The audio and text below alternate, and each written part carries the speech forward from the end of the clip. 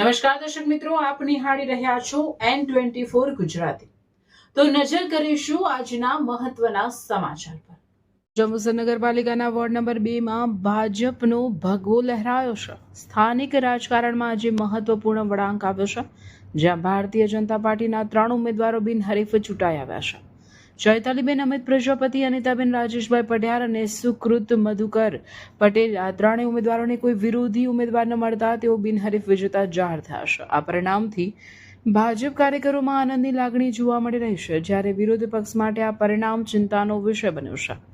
હવે ward number 2 માં માત્ર એક જ સીટ માટે ચૂંટણી યોજાશે, જેને લઈને રાજકીય ગરમાવો યથાવત રહેવાની સંભાવના છે। આ બેઠક પર તમામ પક્ષો પોતાની પૂરી તાકાત સાથે મેદાનમાં ઉતરશે અને મતદારોને આકર્ષવા પ્રયાસ કરશે। જંબુસર નગરપાલિકાની ચૂંટણીમાં આ પરિણામ મહત્વપૂર્ણ માનવામાં આવી રહ્યું છે, કારણ કે તે આગળના રાજકીય સમીકરણોને અસર કરી શકે છે। હવે નજર રહેશે બાકી રહેલી એક સીટ પર, જ્યાં કઠિન ટક્કર જોવા મળી શકે છે।